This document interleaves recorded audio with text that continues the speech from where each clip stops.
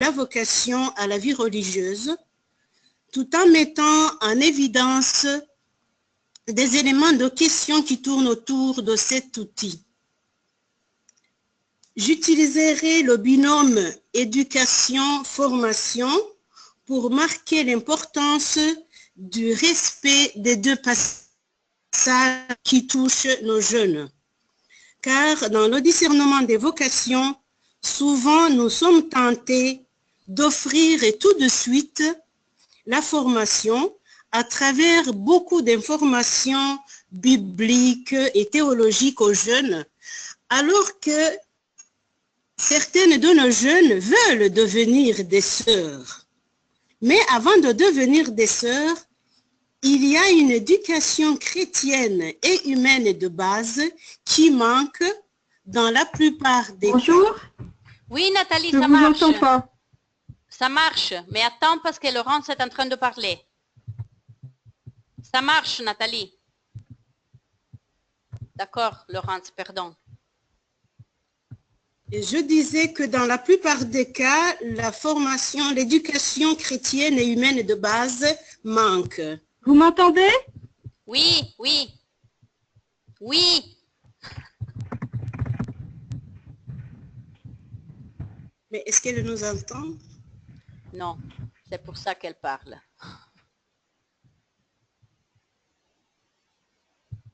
Les gens m'entendent? Tu peux suivre. Ok.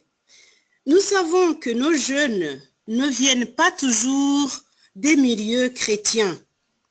La plupart ont reçu des sacrements, mais cela ne dit pas qu'elles croient vraiment en Jésus-Christ. Et ce que cette foi comporte comme engagement personnel à sa suite. Parfois, certains de ces jeunes sont plus attachés aux traditions de leur famille, de leur tribu, de leur clan, qui auront besoin d'être purifiés à travers un bon accompagnement. Nous faisons toute l'expérience que l'éducation et la formation à la vie religieuse se fondent. Laurence. Apparemment, elle disait qu'elle m'entend. Ah, ça y est, maintenant je vous entends avec le fil. Ok. Nathalie. Nathalie. Nathalie. Oui. Je t'en prie d'attendre. Oui, j'arrête de... Non, je t'en prie d'attendre. Parce que Laurence est en train de parler. Merci. Pardon, Laurence. Ok. Je disais que certains de nos jeunes que nous accueillons dans la vie religieuse, dans le discernement à la vocation à la vie religieuse, sont plus attachés aux traditions de leur clan ou de leur ethnie, qui auront besoin d'être purifiés à travers un bon accompagnement. Et nous faisons toute l'expérience que l'éducation et la formation à la vie religieuse se fondent sur la relation. Et la relation, c'est la dimension spécifique dont les jeunes aujourd'hui ont besoin. Et cette relation s'instaure de façon progressive entre la jeune et l'accompagnatrice. Cette relation peut bien sûr freiner ou faciliter une bonne communication et par conséquent désorienter une saine croissance ou la orienter une saine croissance dans la vocation. Et dans ce sens, les nouveaux acquis d'interprétation de la théologie de la vie religieuse et de la théologie spirituelle nous permettent de noter un passage qui a eu lieu ou qui est encore à venir entre la direction spirituelle et l'accompagnement spirituel et vocationnel des jeunes. Cet accompagnement qui est privilégié aujourd'hui se fait à travers le partage du même pain quotidien.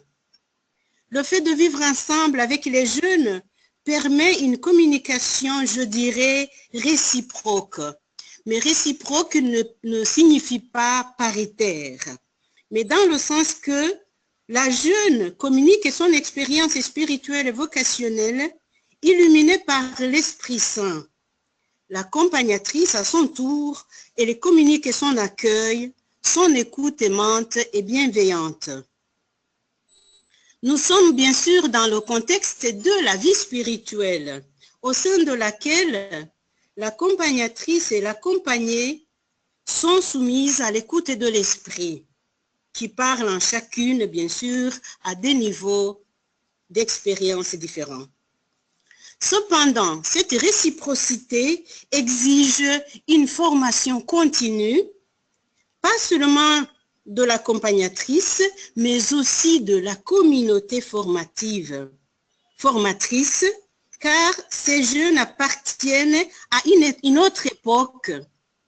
Et si nous voulons, ces jeunes se sont habitués à des modalités communicatives différentes des nôtres. Et nous aurons besoin de leur formation pour entrer dans leur monde, d'où la réciprocité. Les déviations des jeunes, les non-vérités adviennent quand nous tentons d'imposer nos modalités qui nous appartiennent, mais qui sont périmées pour ces jeunes. Nos valeurs de la vie chrétienne et celles de la vie religieuse, le charisme de nos instituts, ainsi que les principes culturels de chacune demeurent. Ils ne changent pas, mais nous aurons besoin de nous déplacer. Nous avons besoin de nous déplacer chaque fois pour nous situer à la longueur d'onde des générations et des cultures qui s'approchent de nos différentes spiritualités. Nous avons besoin d'une approche qui donne de l'espace au dialogue avec les jeunes, à une méthodologie, je dirais, dialogante, qui met au centre, bien sûr, l'Évangile, car c'est l'Évangile et la vie de Jésus qui donnent sens et qui donnent vie à chacune de nos cultures. Aujourd'hui, différentes congrégations vivent des processus de reconfiguration qui ne touchent pas seulement des structures matérielles, mais qui partent de l'attention à l'existence des personnes, aux soins de la personne. Soigner les relations humaines avant de reconfigurer les structures matérielles ou de gouvernement. Prendre soin des personnes qui nous rejoignent. C'est le travail de l'accompagnement. Et cela signifie leur donner du temps, s'asseoir avec, marcher avec, écouter, conseiller, porter, etc. Il y a un risque qui touche nous, les formatrices et les formateurs, dans la plupart des congrégations, que les formatrices, les accompagnatrices mettent l'accompagnement des jeunes quand elles peuvent, dans leur temps libre, car elles ont l'agenda plein d'autres engagements. Cela est une forme de désolation. Et je suis contente parce que en ce moment, même si c'est un essai, il y a certaines supérieures générales qui participent, ainsi que des conseillères qui participent à cette rencontre. Et là, je voudrais lancer un appel. La génération actuelle a besoin de proximité. C'est une génération qui s'est nourrie des connexions virtuelles. La formation à la vie religieuse aujourd'hui, l'éducation à la vie religieuse est appelée à leur offrir une proximité qui les aide à se déconnecter des relations virtuelles pour instaurer et vivre une connexion réelle avec Jésus et son évangile, avec les sœurs des autres générations et des autres cultures.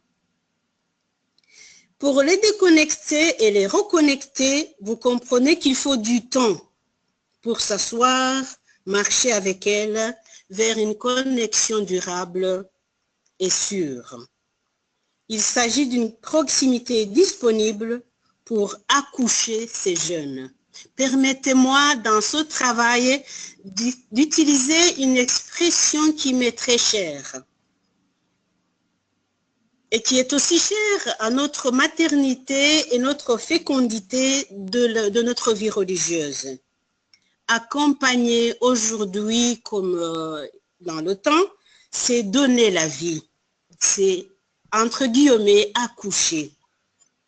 Nous sommes appelés à accoucher ces jeunes. Mais pour les accoucher, vous comprenez que nous avons besoin de les porter dans notre ventre.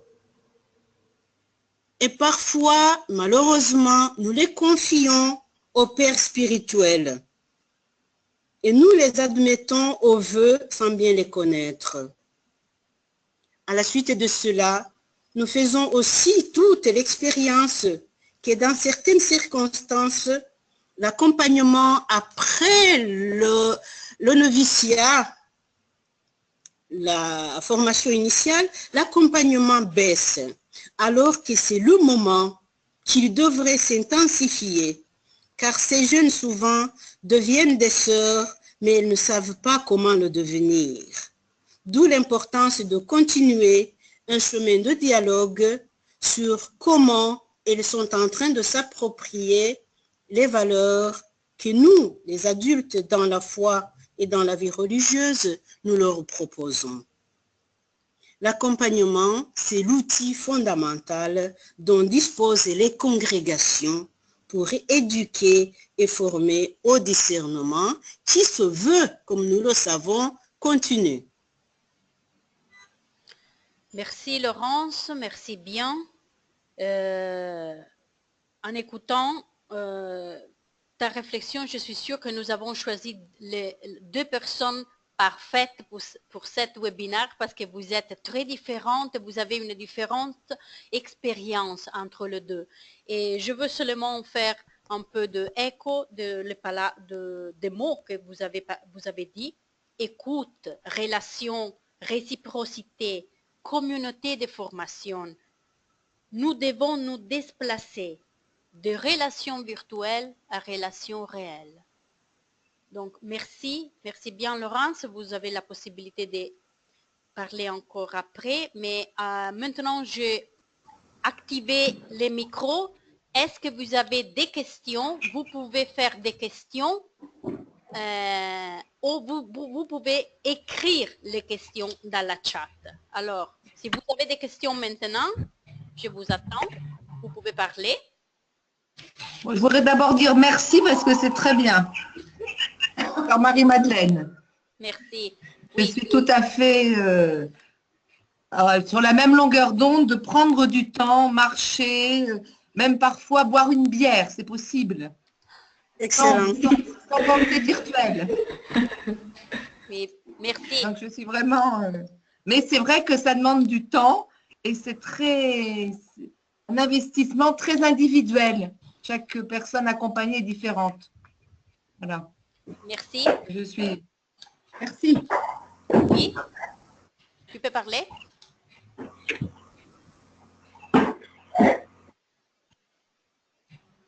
Vous avez questions ou des commentaires? Je vous prie de vous présenter. Oui? Micheline. Oui? Micheline Kenda. Merci beaucoup, Laurence. Et je suis d'accord que nous avons besoin de créer une relation pour pouvoir aider les jeunes à faire leur cheminement ou dans le discernement. Et la question que je me pose, est-ce que les jeunes sont prêts à sortir des relations virtuelles pour entrer dans les relations réelles, même si apparemment, oui. Merci, Micheline. Et comment est-ce que nous pouvons nous rapprocher de cette réalité, d'abord virtuelle, de passer de l'autre côté, pour les comprendre très bien, afin de les amener à des relations qui sont beaucoup plus vraies, si elles ne sont pas nécessairement prêtes au moment où nous pensons qu'elles devraient l'être. Merci. Est-ce que vous avez des questions encore?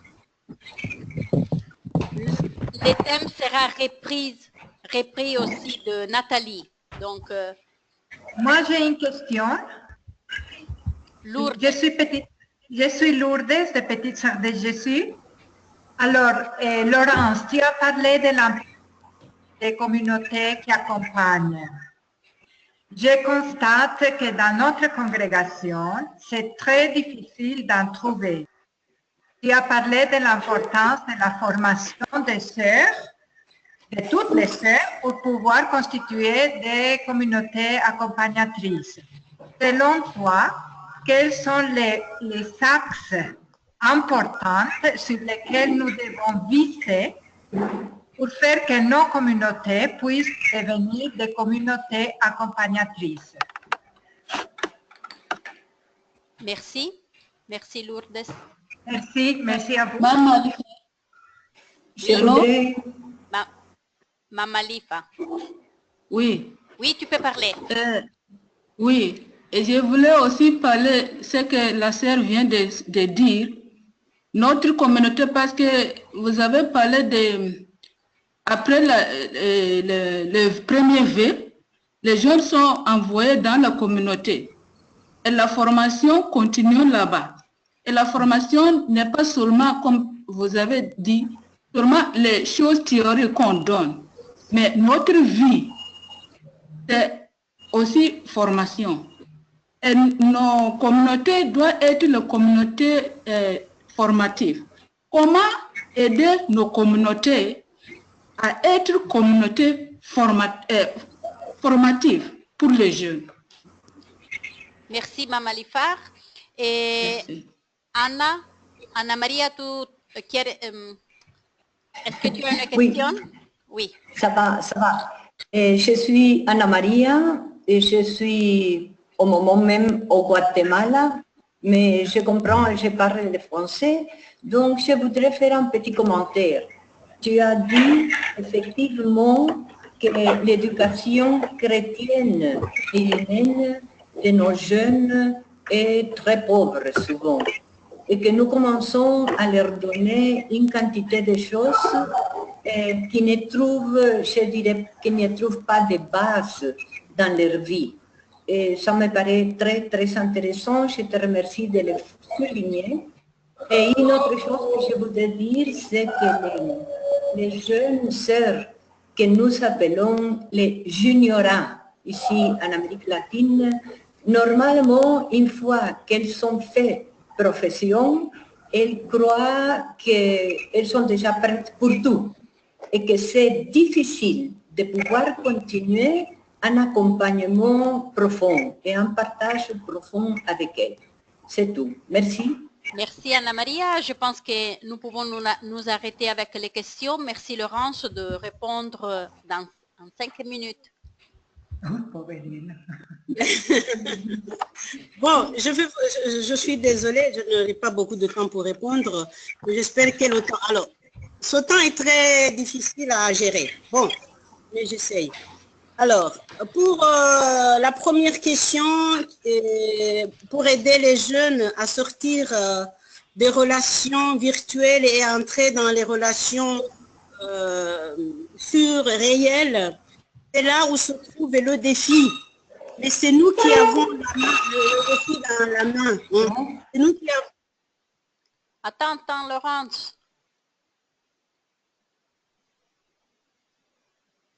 Alors, c'est pour cela que je dis que nous avons besoin de temps. Le facteur temps permet... Enfin, je donne l'image pour mieux m'expliquer. L'image du Petit Prince, si tout le monde se rappelle de cette histoire, du Petit Prince et le renard. Hein? Nous avons besoin d'apprivoiser le monde des jeunes. Nous n'avons pas besoin d'aller apprendre à utiliser leur smartphone, leur iPhone, leur monde virtuel, mais nous avons besoin de comprendre qu'est-ce qu'ils vivent. Nous avons besoin de nous approcher progressivement de leur réalité. Et je vous le dis sincèrement, quand ils ont compris que nous sommes là et que nous y tenons, ils abandonnent leur monde virtuel. Parce qu'ils ont senti qu'il y avait des valeurs plus importantes que nous leur avons aidé à découvrir. Et nous avons besoin de les aider à les découvrir en leur offrant le temps. Mais doucement, hein, seulement que nous avons parfois la rapidité pour qu'ils deviennent... Bon, nous sommes beaucoup tentés par aussi les discours vocationnels et du coup, cela peut bloquer ou peut empêcher ou bien même fausser le cheminement vocationnel de ces jeunes. L'apprivoisement, le temps, jour par jour, jour après jour, il y a des possibilités, des chances. Mais c'est nous qui avons besoin d'avoir cette conscience de les aider, de les approcher tout doucement, sans rien précipiter. Les deux autres questions, c'est sur les communautés formatrices. Les jeunes qui sont envoyés dans les communautés après les premiers vœux, et ça rejoint aussi la dernière question.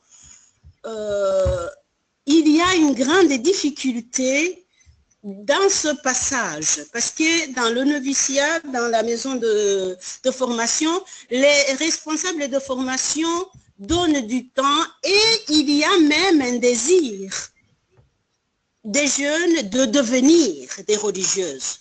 Effectivement, une fois que nous les avons habillés, mais sans les préparer, alors je crois qu'il y a une préparation au début, au moment de l'éducation, il y a un accompagnement au début, il y a un accompagnement pendant et il y a un accompagnement après, même après les vœux définitifs.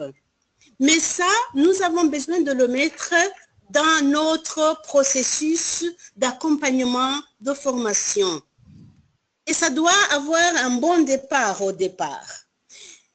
Par rapport aux communautés formatives, alors, le point de départ, c'est qu'effectivement, chacune de nous, dans la vie religieuse, chacune de nous, avec l'expérience que nous avons, chacune est formative. J'allais en parler dans la deuxième partie, si j'aurai le temps, par rapport à l'apprentissage de la vie. Que la vie devienne formation, formatrice. Mais par rapport aux communautés où nous envoyons, où nous accueillons les jeunes, aujourd'hui, nous ne pouvons pas continuer de faire comme nous avons fait. Je fais une réclame au niveau général. Les communautés, les personnes qui ont des jeunes dans la formation ont besoin d'être formées. Il y a un investissement à mettre dedans. Autrement, nous avons perdu le sens prophétique de la vie religieuse aujourd'hui. Nos communautés, où nous avons, surtout, je dis pour toutes les communautés, mais pour les communautés où nous envoyons les jeunes, nous avons besoin de donner des instruments. Alors, les responsables de formation sont envoyés en formation. Les matériels, les outils qu'ils reçoivent devraient être partagés aux membres de la communauté. Tout le monde doit avoir un même langage, de façon à avoir une synergie dans la marche formative des jeunes, mais de chacune de nous aussi. Nous sommes en formation, personne n'a terminé la formation, personne n'a maîtrisé la formation à la vie religieuse, personne n'a maîtrisé la prière. Nous avons à chaque étape besoin de nous former, de nous ressourcer, mais aussi de faire circuler les instruments, les outils de formation, ajourner, mettre à jour notre formation, notre vie religieuse.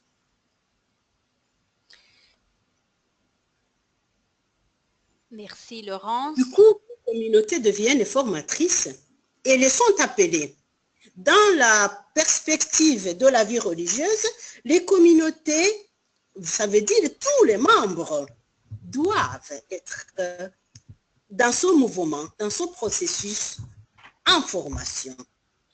Le risque, c'est que nous concevons la formation comme une étape qui se conclut, une étape qui commence et puis qui se termine. Nous devons retourner à la base de la conception de la formation comme réalité qui commence au début, dans la formation initiale, mais qui va continuer pour toute la vie.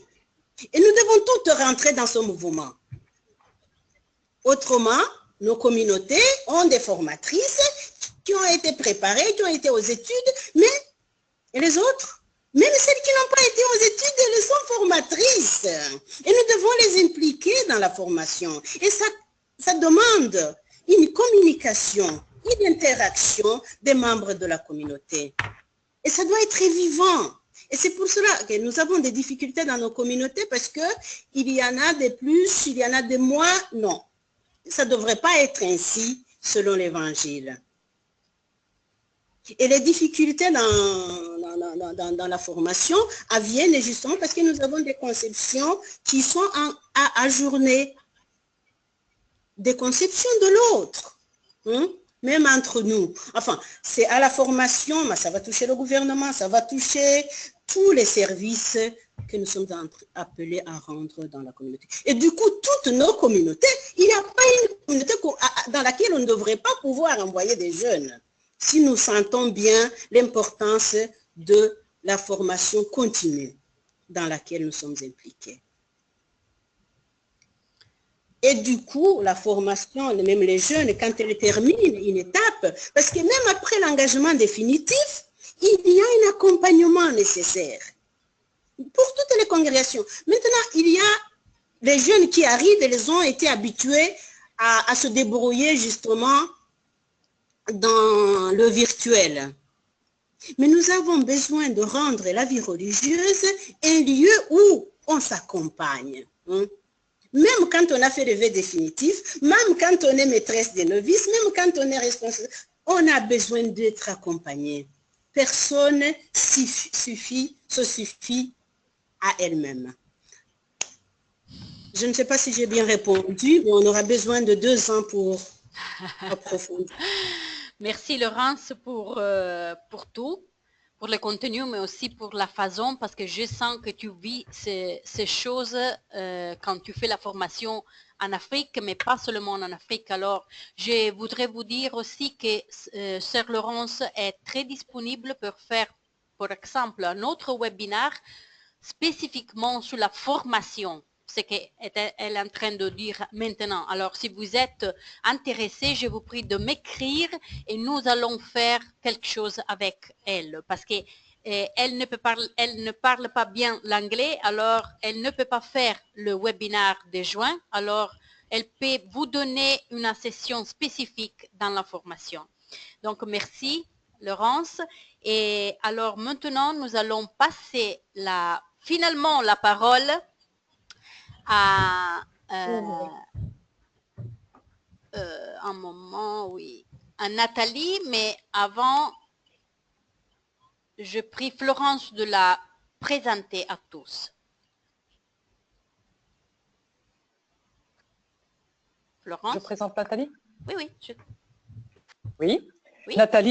Nathalie est entrée chez les Xavier en 1995 et après avoir travaillé dans l'équipe nationale des scouts de France et à l'aumônerie du diocèse de Créteil en région parisienne, c'est-à-dire auprès des jeunes, elle travaille aujourd'hui à la conférence épiscopale de France comme directrice du service national pour l'évangélisation des jeunes et pour les vocations. Elle est aussi responsable nationale de la pastorale étudiante. Elle est skipper, accompagnatrice spirituelle et à ce titre, elle a côtoyé des jeunes dans de nombreux camps, autant sur la mer que sur la mer. C'est une passionnée par les réseaux sociaux et la culture du numérique, mais aussi par les nouvelles générations, surtout les 15-30 ans, et elle intervient souvent sur des thèmes comme les nouveaux médias, l'évangélisation des jeunes et la pastorale des vocations. Merci Florence, tu l'aimes beaucoup, hein? Oui, je l'aime beaucoup, les deux d'ailleurs. Merci Nathalie pour ta patience. Merci. Est-ce que ça marche cette fois-ci? Très bien. Oui, très bien. Alors, tu dois partager le...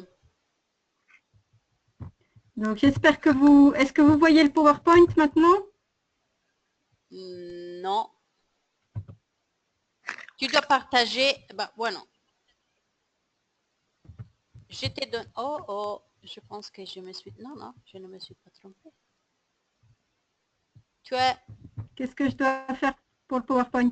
ouvrir, Sinon, je ferai sans PowerPoint. ouvrir. Tu fais sur écran, tu cliques en haut sur écran.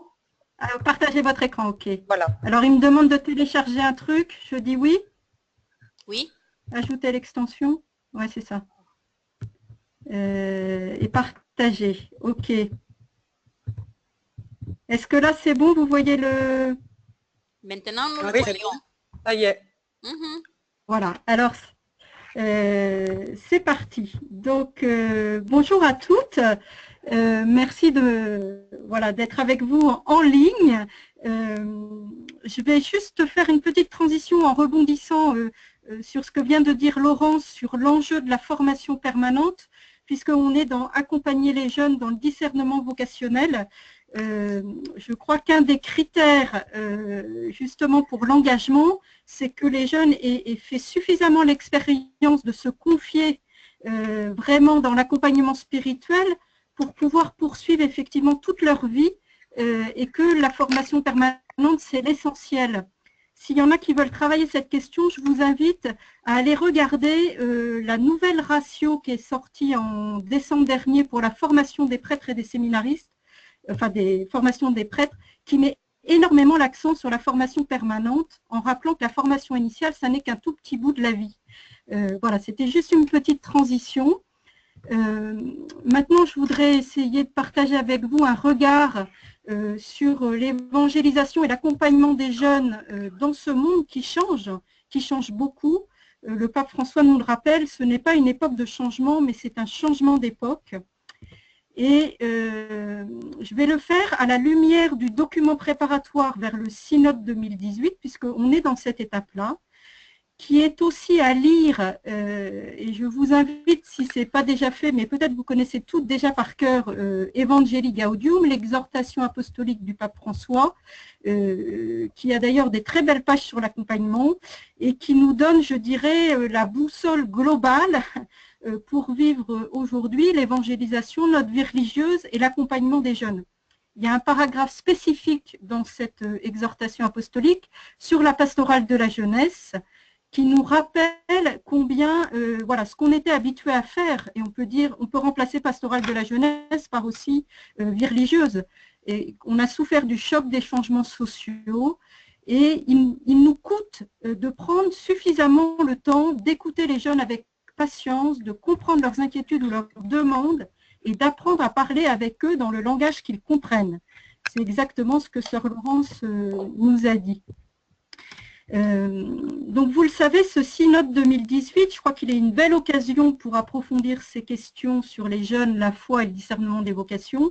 Il est vraiment à situer dans la suite du synode sur la famille, où déjà le mot d'accompagnement était un mot clé, qui est très développé dans Amoris Laetitia, et il y a un chapitre numéro 7 sur l'éducation, qui peut aussi nous nourrir dans notre posture, je dirais, d'accompagnatrice, de formatrice de jeunes et notamment de jeunes religieuses. L'objectif du prochain synode, tel qu'il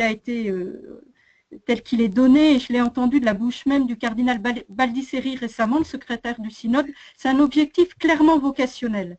Soutenir les jeunes dans leur discernement vocationnel pour assumer les choix fondamentaux de la vie à partir de la conscience du caractère irréversible de certains d'entre eux. Et cette démarche synodale, et vous comprendrez pourquoi je fais cette introduction, elle se situe en fait dans une étape actuelle de la réception de Vatican II et de la réforme de l'Église voulue par le pape François, qui est vraiment une démarche de synodalité, marcher ensemble, être une Église de l'écoute. Et je dirais qu'une des premières clés pour comprendre les jeunes aujourd'hui, les accompagner, les rejoindre et marcher avec eux en Église, justement, je crois qu'une des réponses pour prendre en compte la culture dans laquelle ils sont, qui est beaucoup une culture de partage, de l'interaction, c'est d'être dans cette démarche de synodalité et de la développer à tous les niveaux dans nos communautés et dans l'Église. Le pape François nous dit dans un texte clé qui était pour les 50 ans de l'anniversaire de l'institution du synode, le monde dans lequel nous vivons et que nous sommes appelés à servir dans ses contradictions exige un renforcement des synergies dans tous les domaines de la mission. le chemin de la synodalité est justement celui que Dieu attend pour l'Église du 3e millénaire. Et je crois beaucoup que ce renforcement des synergies, il est à vivre, en particulier pour la pastorale des jeunes et la pastorale des vocations, compte tenu de la culture dans laquelle les jeunes baignent aujourd'hui. Et c'est ce que je vais développer maintenant, en vous proposant un petit parcours en 3 étapes, donc à la lumière de ce document préparatoire. Une première partie, vous l'avez bien entendu, l'enjeu majeur, c'est d'écouter et de comprendre les nouvelles générations pour les accompagner à reconnaître et accueillir l'appel à l'amour et à la vie en plénitude. Il faut toujours se rappeler que derrière le discernement vocationnel, et en particulier par rapport à une vocation à la vie religieuse, le but pour nous, c'est pas de faire rentrer des jeunes dans nos communautés. S'ils viennent, on s'en réjouit, mais c'est vraiment d'accompagner les jeunes vers une liberté authentique afin de les aider à répondre à l'appel du Christ, et réjouissons-nous si sur ce chemin où nous accompagnons les jeunes, ils s'engagent ailleurs que dans nos communautés. Dans le document préparatoire, le choix est fait d'une approche très large des vocations. Il faut toujours articuler, quand on parle de vocation, la vocation fondamentale de tout être humain qui est une vocation à l'amour et à la vie. Et quelque part, si ça, c'est pas en place, si un jeune n'a pas déjà fait cette démarche de reconnaître que la vie est un don reçu pour se donner, s'il n'a pas cette grammaire de la vie fondamentale, il ne peut pas aller tout de suite s'engager précisément dans une vocation spécifique de type religieux. Voilà, il y a cette vocation fondamentale de tout être humain. Ensuite, la vocation de baptiser, et c'est d'abord ça qui est premier, qui est commun à tous les chrétiens. Et puis sur ce fond-là, il y a un choix de vie et qui fait que certains vont discerner un appel spécifique à la vie religieuse. Mais voilà, il faut bien articuler ces 3 dimensions et comprendre que c'est un processus. Je vais y revenir. Alors le constat, Laurence l'a un peu fait sur qui sont les jeunes aujourd'hui, qu'est-ce qu'ils vivent. Je vous partage quelques mots et je vous invite à les lire sur l'écran à partir de ce que propose le document préparatoire du synode qui, dans une première partie, pose un regard très intéressant. Enfin, en tout cas, nous, en France, on trouve que ça rejoint bien la vision qu'on a des jeunes à partir de notre écoute des jeunes, de ce qu'ils vivent dans ce monde-là. Donc, on dit, hein, le document préparatoire dit qu'ils vivent dans une société où il y a beaucoup d'incertitudes, on ne sait pas très bien qu'est-ce qu'est l'avenir, les jeunes sont de plus en plus mobiles, ils passent d'une chose à l'autre, ils sont dans une forme de société liquide, ils sont aussi très façonnés par une culture scientiste, un langage technico-scientifique, et puis ils vivent dans une société très pluraliste, ou en tous les cas par Internet, ils ont accès à plein de visions du monde, au fait que, voilà, même s'ils sont nés quelque part, ils voient plein de modèles différents. C'est ça le monde dans lequel les jeunes baignent, et il faut partir de là, on ne peut pas rêver qu'ils soient ailleurs. Et ce qui est très intéressant, et qui est pour nous, je crois, un axe qui va nous aider dans notre démarche d'accompagnatrice, hein, c'est que ces nouvelles générations, on peut considérer qu'elles sont les premières actrices de la transformation actuelle de la société. Et le pape dit souvent aux jeunes et les appelle, hein, peut-être vous l'avez entendu au JMJ de Cracovie, sortez de votre canapé, voilà, allez de l'avant, bougez-vous, les jeunes sont faits pour s'engager, même si on peut constater, hein, selon les jeunes qu'on rencontre, qu'on a un peu 2 catégories, ceux qui sont très passifs et découragés, qui ont l'impression, vous voyez, ça va toucher aussi leur manière de voir la vie. Certains considèrent que finalement, ils subissent leur vie et il n'y a pas de choix possible. Et ça, ce n'est pas nous l'approche qu'on a de la vie comme vocation. D'autres sont très entreprenants et actifs et vont parfois penser qu'ils peuvent tout construire de leur vie avec une approche très volontariste. Et leur faire découvrir que la vie est vocation, dans une approche chrétienne, c'est leur faire découvrir que oui, il y a une liberté, mais qu'en même temps, on ne part pas de rien et on ne se construit pas sans rien et surtout pas sans les autres. C'est pour ça qu'il y a un énorme besoin aujourd'hui, de tout temps, mais il est rappelé aujourd'hui, de figures de référence, d'aînés dans la foi, de parents, d'adultes, d'accompagnateurs, voilà, mais qui se positionnent vis-à-vis des jeunes, non pas sur une estrade pour leur dire voilà ce que c'est la vie mon petit et je vais t'enseigner ce qu'est la vie, mais qui marchent avec eux. Et puis on est dans une génération hyper connectée. Alors là, je vais vous donner pour moi un peu un autre regard que ce que j'ai pu percevoir. Enfin, en tous les cas, ça complétera ce qu'a dit Sœur Laurence. Je ne veux pas, et je crois qu'il ne faut pas opposer monde virtuel et monde réel. En fait, fait partie de la manière d'être en relation des jeunes aujourd'hui, qu'une partie de leur relation se passe aussi par Internet, par Facebook, par les smartphones et par tout ça. Donc il faut aussi l'intégrer. Ça ne veut pas dire qu'il ne faut pas qu'ils fassent aussi l'expérience d'en être déconnectés. Mais je crois qu'il ne faut pas opposer, fait partie de la manière d'être en relation et aussi de les accompagner. On peut aussi les accompagner à travers tous ces outils-là, même si bien sûr la rencontre directe est à privilégier. Voilà, donc vous comprenez bien que le grand défi aujourd'hui, c'est que les jeunes baignent dans un monde marqué par la culture du provisoire et comment les aider à aller jusqu'à un engagement durable. Alors nous, ici, enfin, avec d'autres, je partage beaucoup l'idée qu'il faut aujourd'hui développer une démarche et une pédagogie d'engagement progressif. Voilà. Et on a à travailler sur des passerelles et l'apprentissage des engagements petit à petit pour qu'à un moment donné, il soit possible de poser un engagement durable. Je termine ce petit tableau sur un peu le constat des jeunes avec 3 images, juste pour voilà, vous aider à penser les choses, des images moi qui me parlent de ce que sont les jeunes aujourd'hui. Le réseau, les jeunes fonctionnent énormément à la relation et ont besoin de proximité. Sœur Laurence l'a beaucoup dit, le réseau c'est de la relation interpersonnelle. Voilà. Aujourd'hui dans une communauté, ils ne vont pas d'abord voir, oui, bien sûr ils vont vivre la communauté comme un groupe, mais ils sont très attentifs à la qualité des relations interpersonnelles et fraternelles.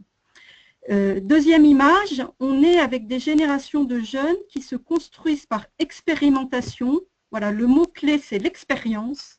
Ils ont besoin d'expérimenter que l'accompagnement va les aider pour le poursuivre. Ils ont besoin d'expérimenter le silence et ce que ça leur apporte pour découvrir qu'on peut aussi se déconnecter. Et pour que ce qu'ils vivent devienne expérience, ils ont énormément besoin aujourd'hui de temps et d'espace de relecture pour découvrir et pour aussi unifier et relier toutes les mosaïques de leurs expériences. Ils construisent, si vous voulez, leur identité beaucoup plus par expérimentation que par reproduction par rapport à des modèles comme cela se faisait davantage avant. Et puis, je vous donne l'image de la mer, c'est pas seulement parce que j'aime naviguer, mais parce qu'en fait, l'expérience des jeunes aujourd'hui, c'est qu'il n'y a plus grand-chose de fixe, hein, le sol se dérobe sous leurs pieds, ils sont dans cette société liquide et le bateau nous apprend à trouver un équilibre dans un espace mouvant qu'est la mer. Voilà, et c'est ça dont ils ont besoin aujourd'hui, comme nos communautés, notre accompagnement, l'enracinement dans le Christ et dans la foi va leur donner ce roc. Finalement, il n'y a plus comme roc que le Christ lui-même. Je passe à la partie 2 pour vous partager, s'il me reste encore 3 minutes, quelques réflexions sur la foi, enfin le discernement et l'accompagnement. Je crois qu'il est, Laurence l'a beaucoup rappelé, et c'est un challenge de faire découvrir aux jeunes qui vivent beaucoup dans le tout de suite et dans l'immédiateté, qu'on ne peut pas discerner dans l'instant présent, mais que c'est un processus qui demande du temps. Alors il y a une très belle définition du discernement dans le document préparatoire du synode, dans la partie 2. Il faut apprendre à reconnaître, voilà, qu'est-ce qui se passe en moi, si je ne donne pas des lieux d'arrêt, de pause, d'espace gratuit pour se poser, et les jeunes en ont énormément besoin aujourd'hui, parce qu'ils vivent beaucoup dans le zapping et dans la vitesse, je ne peux pas reconnaître ce qui se passe intérieurement en moi. Et je ne peux pas le reconnaître si je n'ai pas de langage pour le dire. Donc il y a aussi un gros travail à faire aujourd'hui avec les jeunes pour leur donner des mots et leur donner le langage pour nommer ce qu'ils vivent. Ensuite, une deuxième étape, c'est interpréter. pour, in fine, le discernement, ça vise à choisir. Voilà, et je crois qu'on a un gros travail à faire pour aider les jeunes, leur donner les clés du discernement et les aider à apprendre à discerner. C'est un chemin qui prend du temps. Il faut en respecter les étapes. Et comme je vous le disais tout à l'heure, si un jeune ne vit pas déjà une vie où il réalise que tout ce qu'il a, tout ce qui lui est donné, c'est vraiment donné, il ne peut pas ensuite, la vie est reçue pour se donner. Voilà. Et si ça, c'est pas en place, je dirais, s'il n'y a pas la rencontre du Christ en profondeur, vous voyez bien qu'une vocation et un discernement qui se fait de manière pas suffisamment approfondie, dans le monde qui bouge tellement vite comme aujourd'hui, ça va être difficile de tenir dans la durée. Voilà. Et peut-être que l'enjeu fondamental de toute la période de formation initiale, c'est de permettre cet enracinement spirituel suffisamment profond pour qu'après un jeune puisse traverser toutes les crises et les changements qui ne manqueront pas de continuer.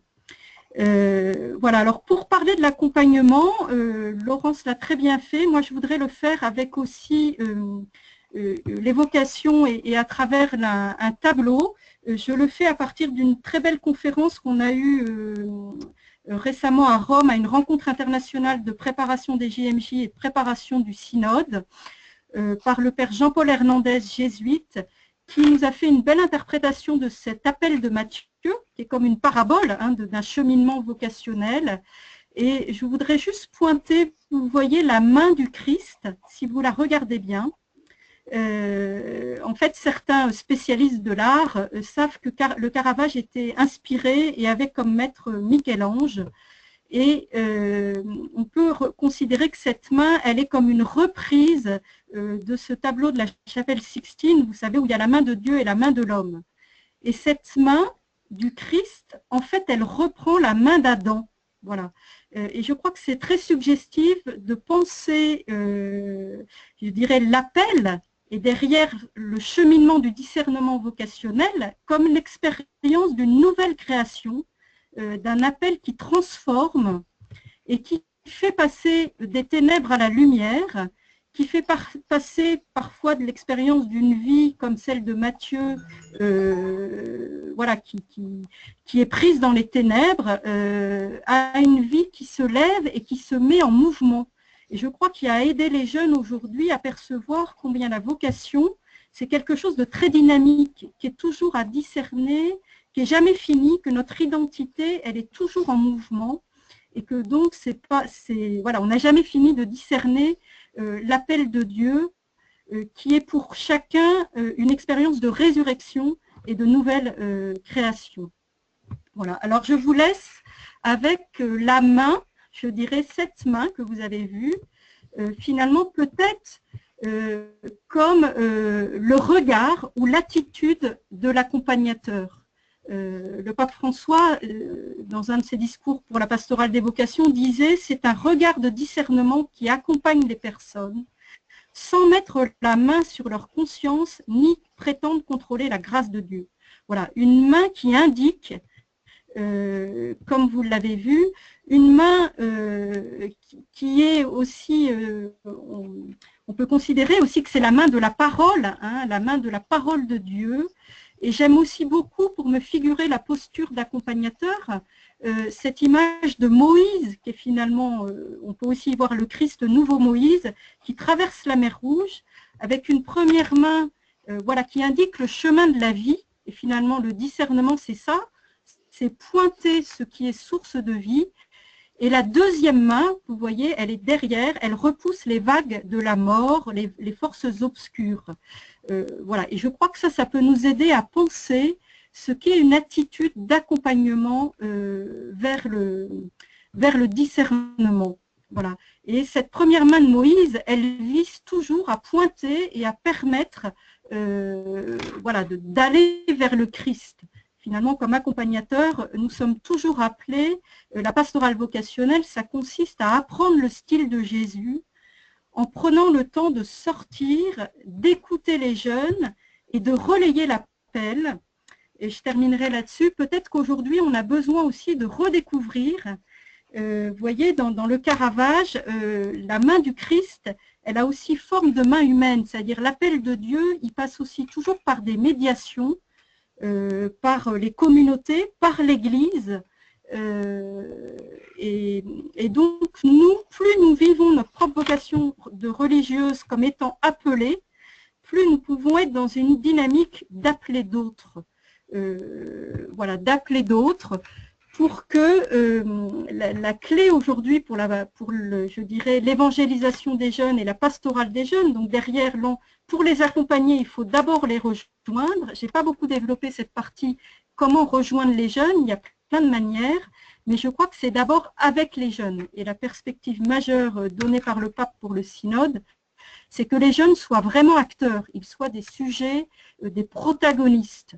Voilà. Et je crois que ça, c'est aussi pour nous, dans l'accompagnement et le discernement, on n'accompagne pas, il y a parfois des manières de faire qui infantilisent, on accompagne des sujets, acteurs, pour qu'ils deviennent des adultes debout, voilà, grâce au travail de l'Esprit Saint en eux. Et donc, dans tous les lieux où on peut les rencontrer et les accompagner, qui sont nombreux, et ben c'est à ça que nous sommes invités.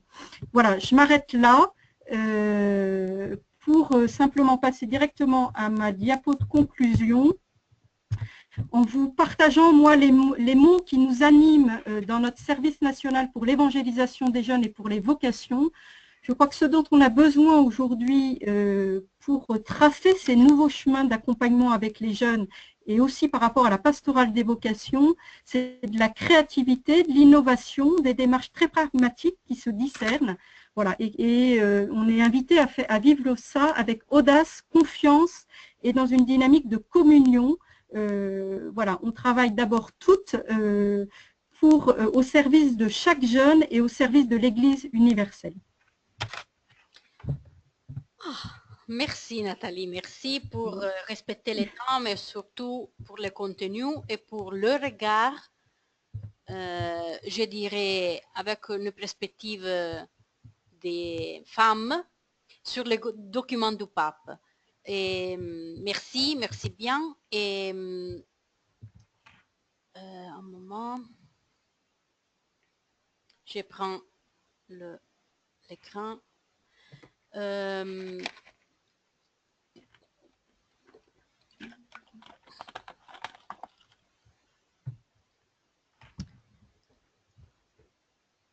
Je voudrais les diapos, oui, c'est possible de recevoir, oui. J'ai reçu des questions que je voudrais partager avec vous maintenant.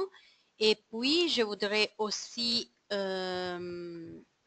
oui, nous allons vous envoyer à toutes les participants, la présentation de Laurence, les textes de Laurence, la présentation de Nathalie, la prière en vidéo, les liens en vidéo que peut-être après nous pouvons le voir, Nathalie.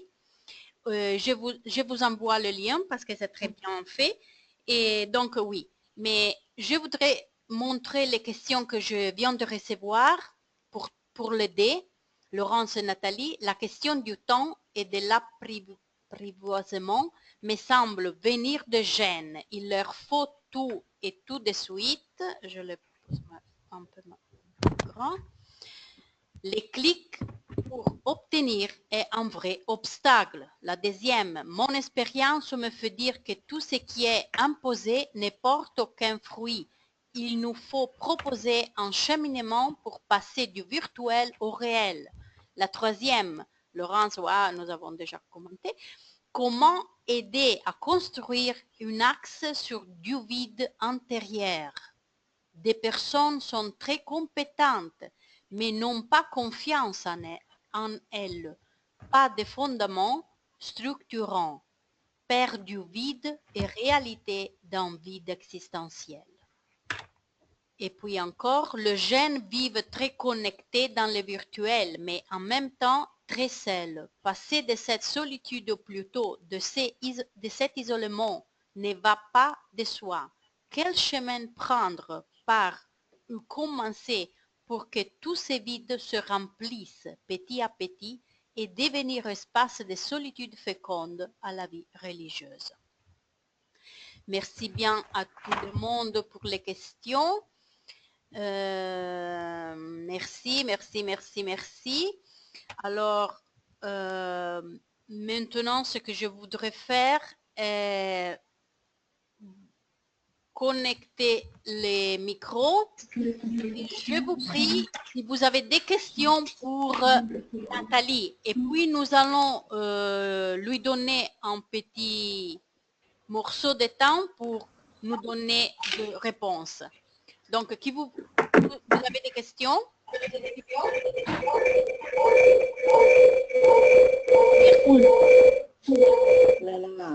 Merci pour l'écrire dans la chat. Et si vous avez d'autres choses.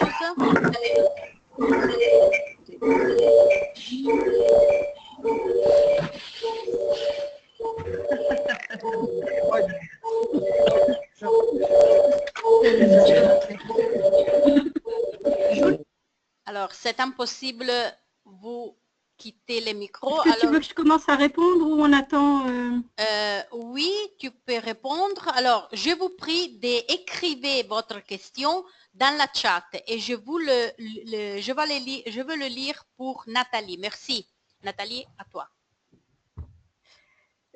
Oui, je voudrais revenir sur la question du rapport au temps parce qu'elle est effectivement très importante.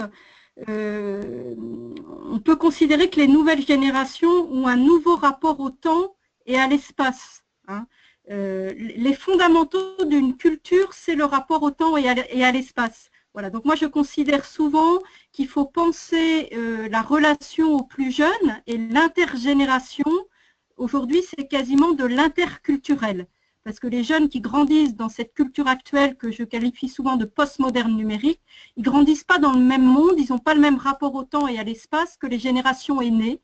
Donc il faut apprendre à le décrypter, apprendre leur langage. Et comme ils vivent dans un monde à l'avenir imprévisible, ça c'est très fort dans le document préparatoire, mais on l'entend beaucoup de la part des jeunes, on ne sait pas de quoi le monde sera fait dans 5 ans, dans 10 ans, ça bouge très vite. Donc du coup, comme l'avenir fait peur, on se ressente sur le présent. Et un grand défi pour la vie religieuse, qui est plutôt, je dirais, façonnée par une pédagogie de la durée, par aussi une inscription dans le quotidien, je pense en particulier à la vie monastique, on est dans des rythmes, voilà, toute sa vie, ça va être à peu près la même chose. Aujourd'hui, on est avec des générations qui ont besoin de vivre des temps forts du présent, des épiphanies du temps présent. Et donc, je pense qu'il faut, vous voyez, c'est à travers des expériences fortes, pourquoi ils ont besoin d'aller au JMJ, pourquoi ils ont besoin de temps. On ne peut pas opposer, en tous les cas, une des entrées, c'est de leur donner de vivre des temps forts, mais en préparant en amont et en pensant l'après et en les relisant. Et on vivra d'autant mieux l'inscription dans la durée que cette durée sera aussi irriguée de temps forts. On sait très bien l'importance de la fête, de rassemblement, voilà. Donc, je crois que sur cette question du temps, il y a vraiment effectivement des choses à chercher pour aider les jeunes petit à petit à entrer dans autre chose que le tout de suite. Mais ils partent de cette culture-là, d'autant qu'ils sont, vous voyez, sur l'ordinateur, là tout à l'heure, mon son ne marchait pas, on est énervé, on aime bien que je clique, ça marche. Et donc, pour moi, une des pédagogies que je déploie, c'est pour ça que je l'ai proposé dans le... je l'ai aussi utilisé dans la forme de mon PowerPoint. Je crois qu'on peut déployer beaucoup de choses aujourd'hui à travers l'expérience de l'art, de l'expression, de la beauté, pour faire entrer les jeunes dans un langage symbolique et dans un autre type d'expérience qui est d'un autre ordre que le technico-scientifique qui les façonne beaucoup. Voilà, et je pense qu'on a, notamment dans la formation dans la vie religieuse, il faut sans doute beaucoup plus déployer aujourd'hui des choses à travers l'expérience artistique, le travail du corps, le théâtre, bon ça s'est toujours fait, mais c'est des pistes que je donne. En tous les cas, on a besoin de redéployer beaucoup plus fortement l'aspect formation humaine. Voilà. Et dernier mot, sur le manque de confiance de beaucoup de jeunes. Voilà, moi, ce qui me guide beaucoup, c'est un terme américain qui est difficilement traduisible, mais qui dit beaucoup de choses, avec beaucoup de jeunes qui n'ont pas confiance en eux, pas confiance dans l'avenir, pas confiance dans les autres. Il faut les aider avec une approche, je dirais, d'empowerment, c'est-à-dire de leur faire découvrir leur potentialité. Et notre rôle d'accoucheuse, comme le disait Sœur Laurence, voilà, c'est de leur donner confiance et d'être des passeurs de la confiance. Et la confiance, pour ces générations-là, elle s'acquiert à travers des expériences réussies de responsabilité. Voilà. C'est pour ça qu'il faut leur donner des lieux de projets concrets, d'expériences concrètes et de responsabilité. Et sans doute, parfois, on a trop pensé la formation dans la vie religieuse comme quelque chose où les jeunes rentraient dans un truc tout fait, où ils seraient passifs. Alors qu'aujourd'hui, on est avec des générations qui ont besoin beaucoup plus d'être acteurs et il faut co-construire beaucoup de choses avec eux, même si à un moment donné, l'expérience spirituelle fondamentale, c'est aussi qu'ils accèdent à lâcher prise pour mettre toute leur confiance en Dieu. Merci Nathalie encore. Je vais lire des questions et puis je voudrais vous laisser à Laurence et à Nathalie 5 minutes chacune pour fermer ou pour ouvrir d'autres défis et pas seulement pour répondre, mais pour donner des défis pour le futur et pour les synodes que nous allons vivre, nous allons vivre dans l'année prochaine. La question, il faut intégrer l'impuissance dans l'accompagnement et savoir dire « je ne sais pas » qui rejoint les non-savoirs anthropologiques. Qui suis-je va dire en gêne. Certains mots ne résonnent pas. Il me semble que l'on ne prend pas assez en compte le changement de culture entre le jeune et les congrégations. Merci. En parlant de l'engagement progressif nécessaire pour un engagement durable, parlez-vous des étapes de la formation ou de la richesse des engagements antérieurs, par exemple volontariat missionnaire, etc. Il me semble nécessaire d'avoir des bons accompagnateurs, mais aussi des personnes qui font des ponts entre ces deux cultures, celle de jeunes et celle des congrégations. Avons-nous dans nos congrégations ces personnes qui connaissent bien les deux cultures? Ça, c'est un défi. Hein? En partant de votre expérience avec le jeune de ce monde postmoderne numérique, pensez-vous à une autre forme de vie religieuse qui répondrait mieux aux nouvelles générations? Merci à tous. Il y a encore. Nous avons le défi de donner l'exemple de l'importance du temps dans notre expérience spirituelle. Parfois, c'est nous qui nous sommes trop pressés. Nathalie, pouvez-vous dire un mot sur l'expérience de crise que peut connaître l'accompagnateur dans son parcours?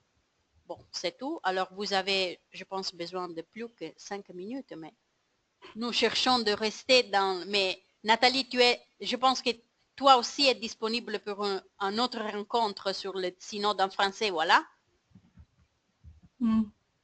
Oui, pourquoi pas. Oui. D'accord. Laurence, à toi. Attends, Laurence. Voilà. Oui.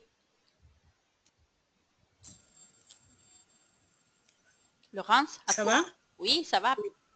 Merci. Alors, très rapidement, bon, moi j'avais préparé pas d'autres éléments, mais je ne peux pas tout dire en si très peu de temps. Alors, très rapidement, ce que je peux dire par rapport au temps, je voulais compléter, par rapport au temps d'apprivoisement et par rapport aussi à la fragilité des jeunes et à l'impuissance dans l'accompagnement, c'est que les jeunes nous défient.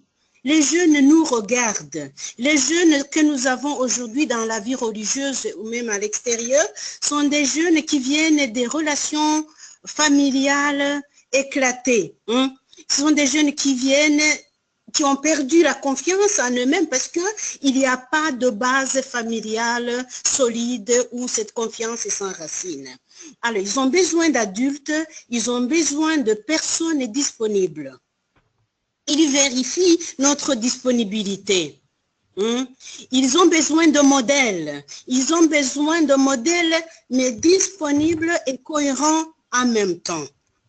Alors, dit ceci, je voulais ajouter que dans notre pensée, dans notre vie religieuse, nous avons des modèles. Mais ces modèles qui ont besoin d'éclater, mais qui cohabitent encore. Nous avons le modèle déjà des générations, parce que je voulais aussi parler de différentes générations, mais aussi des différentes cultures qui cohabitent dans la vie religieuse. Alors, les générations, Nathalie en a parlé, nous avons les générations d'avant Première Guerre mondiale, d'après Deuxième Guerre mondiale, des générations Y de l'Internet, des générations Z du touch, et nous avons ces générations qui cohabitent, et nous avons des modèles de formation dans la vie religieuse, dont le modèle de la perfection, dont le modèle des observances, où le modèle c'est l'autorité, nous avons le modèle de l'autoréalisation, de l'auto-acceptation, mais nous avons un modèle aussi qui est nouveau, mais qui est aussi privilégié aujourd'hui, de l'apprentissage à apprendre. Nous avons besoin d'apprendre aux jeunes à apprendre des expériences qu'ils font. Comme ils sont déjà morcelés, chaque morceau est une expérience. Et nous aussi, nous aurons besoin d'entrer dans ce modèle. Nous avons besoin d'apprendre, de continuer à apprendre. Ce modèle s'appelle modèle d'intégration. Pas pour intégrer ce qui est présent avec ce qui est passé, en le faisant, mais en même temps, tout en restant à l'école. Avec ce modèle, je crois que nous aurons besoin de récupérer. Tout le monde n'a pas encore reçu le document de la Congrégation de la vie religieuse, 20 nouveaux dans des outres nouvelles. Ce document parle de façon explicite de la formation continue. Nous sommes tous convaincus que la formation devrait durer toute une vie. Mais il faut admettre qu'il n'y a pas de culture. La culture de la continuité, de la formation continue.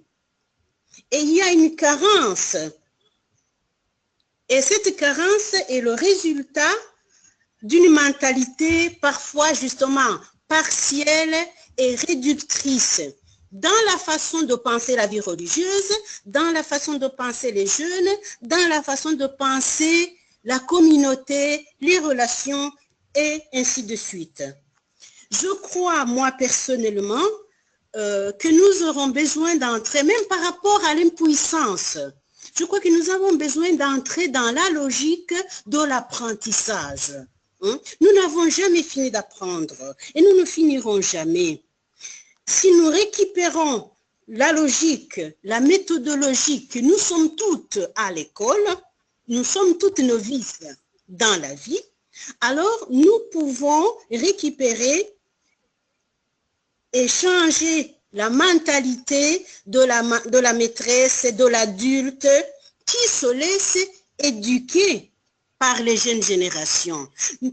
Pas que les jeunes générations doivent nous amener leur mentalité, mais parce qu'à travers leur mentalité, nous pouvons apprendre comment nous approcher d'elles.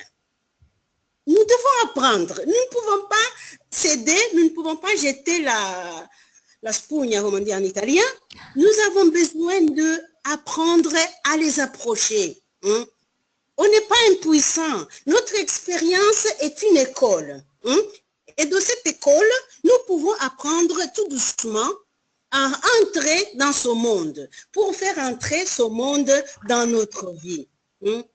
Alors, nous sommes appelés, nous sommes appelés à dialoguer avec les générations actuelles. Nous sommes appelés à dialoguer avec les différentes cultures. Aujourd'hui, nous ne pouvons pas penser la vie religieuse monoculturelle. Ça, c'est déjà sauté. La vie religieuse, aujourd'hui, elle est intergénérationnelle, elle est interculturelle, elle est interethnique, et nous ne pouvons pas ne pas rentrer dedans. Et nous avons besoin de changer de modèle. Nous avons besoin d'adopter le modèle aussi de la prophétie. Peut-être que l'intégration n'est pas suffisante. Le pape nous envoie aussi vers la vie religieuse qui doit devenir prophétie. Et prophétie, c'est aussi capacité d'entrer dans ces mondes aussi bizarres, aussi étranges à nous-mêmes. Alors, si le discernement et l'accompagnement dont nous avons l'expérience nous permettent d'accoucher des femmes adultes, la vie religieuse peut devenir le lieu où les jeunes peuvent acquérir cette confiance et devenir des femmes, des personnes pour eux-mêmes d'abord et pour l'humanité ensuite. Mais elles le deviendront si nous-mêmes, nous le sommes. Et nous le devenons. Alors, je crois que nous avons besoin d'accepter que nous avons les plus âgés, les générations, on les appelle les baby boomers, les générations X, les générations Y et les générations Z. Nous avons besoin de nous intégrer. Et chacune a quelque chose à apporter et nous avons besoin de mettre ensemble nos expériences pour qu'elles deviennent vie, mais vie prophétique. Merci Laurence. Je regrette, je dois... Non, mais si tu veux... Attends, tu me permets la dernière parole? Oui. Je dis, nous ne pouvons pas continuer de penser. Nous avons besoin de rentrer dans cette mentalité. Nous ne pouvons pas continuer de penser la vie religieuse, l'accompagnement des jeunes, comme nous l'avons toujours fait. Nous avons besoin d'entrer dans une mentalité disponible à changer et à nous laisser changer. Merci. Merci Laurence, tu as lancé le défi du siècle. Oui, bien sûr. Alors, Nathalie, à toi. Oui, donc je vais juste dire un petit mot dans le prolongement de ce que vient de dire Laurence. Moi, je crois effectivement, j'avais même utilisé pour penser l'avenir de la vie religieuse dans cette culture actuelle avec les jeunes d'aujourd'hui, qu'il nous faut sans doute vivre quelque chose d'un nouvel aggiornamento, peut-être encore plus fort que celui que les congrégations ont vécu après Vatican II. La difficulté aujourd'hui, c'est qu'à l'époque, les générations nouvelles et les plus jeunes étaient plutôt majoritaires dans les congrégations, alors qu'aujourd'hui, les jeunes sont minoritaires. Donc, on sent que c'est beaucoup plus difficile de faire changer les choses et que l'enjeu majeur, et c'est vraiment la ligne du pape François, être avec les jeunes, les accompagner, ce n'est pas une question d'âge. C'est une question, comme le dit Laurence, d'être sans cesse dans une dynamique de soi-même se laisser déplacer par l'autre, tout en l'aidant aussi à se convertir. L'Esprit Saint souffle fort dans les nouvelles générations, il souffle aussi dans les anciennes, et donc la clé, c'est le discernement. Mais on voit bien, nous, par rapport aux questions de vocation à la vie religieuse, on essaye et on peut faire en partie le travail, je dirais, d'accompagnement des jeunes. Et des jeunes qui se posent des questions de vocation, il y en a encore beaucoup, et une vocation à la vie religieuse. Vous verrez à la fin de mon PowerPoint, je n'ai pas pu vous le présenter, mais vous avez les résultats d'un sondage qui a été fait en France sur les jeunes et les vocations et la vie consacrée.